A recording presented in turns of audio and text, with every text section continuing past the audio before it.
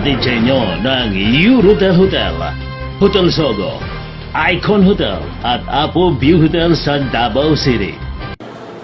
Akmore Philippines for Economic and Moral Recovery. Umaaksyon, may puso at malasakit. Samahan si Bishop Dr. Edselo Francis Omandam. Only here on Euro TV, Philippines. Hey everyone, ako po si Bishop Dr. Edselo Francis Omandam. Welcome sa programang Akmore Philippines for Moral Recovery.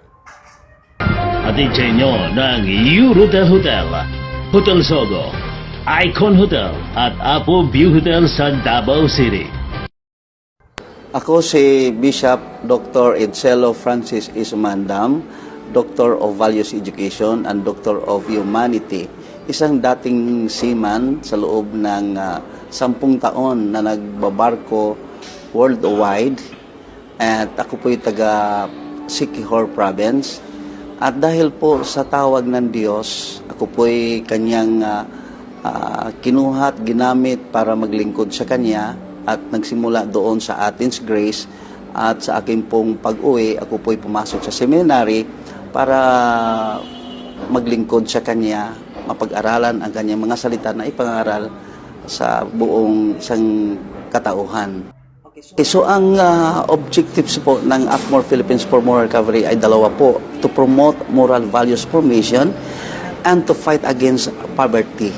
At ito po ang programa ng High Value Crops Development Program na sweet potato. Ito po hindi conventional, kundi hindi rin po ito by chemical, kundi ito'y organically grown, organic plantation. Ang nasabi pong programa ng sweet potato, or ang tawag sa atin ay kamote. Bakit kamote or sweet potato ang napili kong project sa dami namang high value crops? Dahil napag-alaman ko po na ang kamote is the world healthiest food according to the research ng North Atlantic Human Research in Aging. Dahil po ang kamote ay mataas ang kanyang high value crops, high carbohydrates, and protein niya, yung fiber niya, good for the heart, good for the tummy, and good for the eyesight, lalo na po yung yellow kamote or sweet potato. So nagkaroon kami ng launching sa Mayor Galite, National Festival for the Sweet Potato and Moral Recovery. Dinaluhan po ito ng iba't ibang sektor sa parting Leyte, at ang amin pong mga members throughout the nations from Region 1 to ARMM, dumalo po almost na sa mga kulang-kulang 1,000 pa 2,000, kasama na po ang mga LGUs at maging ang governor na si Governor Petilla, at ang mayor, at ang iba't ibang mga barangay, mga stakeholders, mga farmers, at iba't ibang sectors dumalo po dito sa nasabi pong festival. At very successful po ang amin pong nagiging programa, at nagkaroon kami po ng budol fight ng sweet potato. So ito po ay masasabi kong for the first time in the history sa ating pong bansa na nagkaroon po ng ganito pong festival. At bagkos ang ating pong butihing Senador Chris po, dahil isa sana po na siya ay maging aming resource speaker during this festival, kaya lang hindi po siya available, pero siya po ay nagpadala po sa amin ng message tungkol po dito sa nasabi pong festival. At isang naging guest speaker po namin dito ay isang regional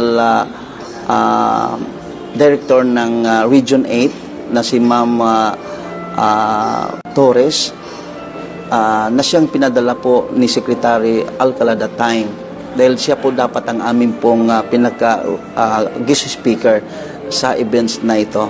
Kaya maligaya po ang lahat na nagkaroon po ng ganito pong programa, at nagkainan, nagkaroon ng budol fight. Puro kamote, napakahaba po yung aming budol fight. At nagulat nga po yung iba na yung kamuti pwede palang ihalo doon sa bigas na siya naman pong ikinabubuhay namin during 1970s nung martial law time doon sa Siquijor. At sa akin pong research na discover nung during the civil war ng South Korea, nagtataka ang Japan bakit malakas pa rin ang South Korea kasi ang kanila pong kinakain ay kamote. Noong amin pong nabalitaan na magkakaroon po ng 10th Asia's Ethnic Foods Ingredient Show dito po sa Pilipinas na tinatawag na IFIX International Food Exhibition during the IFIX Summit noong last May 21 to 24, 2015. At inilapit po kami sa DTI SciTeam, Center for International Trade Exportation and Mission, at doon kay Ma'am Sarita Bagayas, Supervising Trade Industry Development Specialist Operation 2 sa Foods.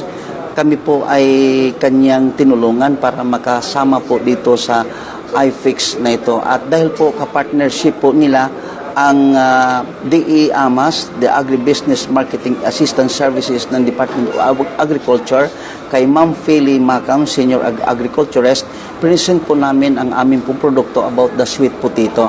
Ito'y organically grown sweet potato or organic plantation or organic product.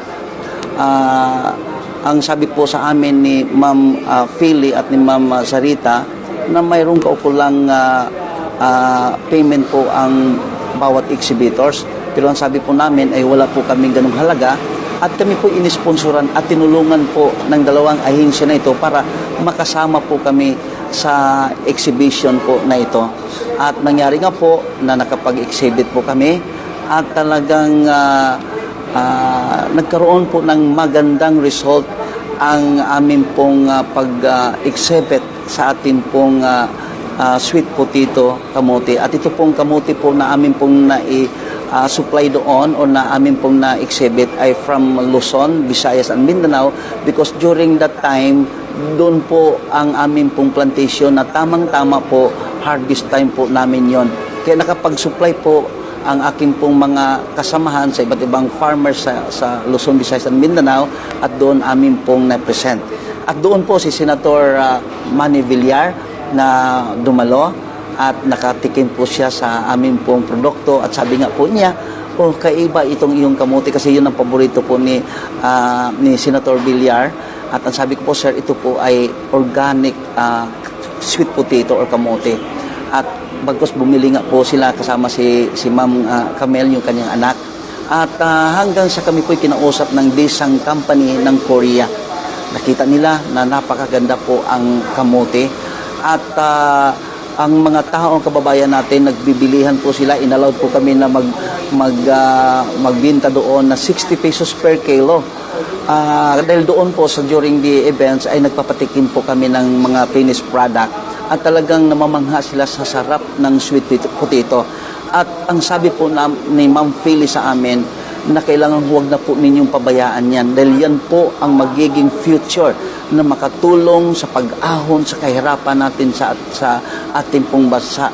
Dahil ang kamuti po sa Japan, according to Ma'am Philly, 200 pesos ang isa yung kamuti na kulay obi. Yun po ang paborito.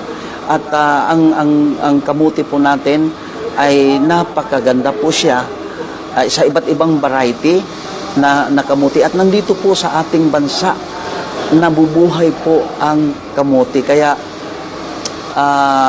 sa pamagitan po nito nakikita ko po na ito po ang isa sa produkto na makatulong sa pag-increase ng ekonomiya natin. Lalo po yun po isinusulong ngayon ng ating presidente, si Presidenta Duterte, na magkaroon ng pangkabuhayan ang kanayunan. Kasi po ang aming pong program, lahat ng nasa kanayunan, dahil nandun man po ang mga plantation, magkakaroon po ng mga hanap buhay. Kung saan yung plantation, doon din po ang mga tao na magtatrabaho po nito. Profit sharing po ang ginawa po namin sa programang ito, humanitarian, damayan at bayanihan. So mayroon pong ang mga may-ari ng lupa na nakatiwangwang kasi ang amin pong ginagamit na lupa, hindi po yung cultivated na land, kundi uncultivated land, mga idle na lupa. Dahil po ang mga cultivated land na ginagamit ng iba't ibang crops at ginagamitan ng chemical, nasisira po ang lupa. Almost dead soil po ang lupa dahil sa tagal na pong ginagamitan ng chemical according po sa isang agriculturist from Region 1. Kaya ito pong uncultivated land na didevelop po siya. At ang kamote hindi po nakakasira ng lupa, lalo pa ito'y organic po. Muli, ako po si Bishop Dr. Etzelo Francis Umandam sa programang Akmor Philippines for Moral Recovery dito sa Euro TV.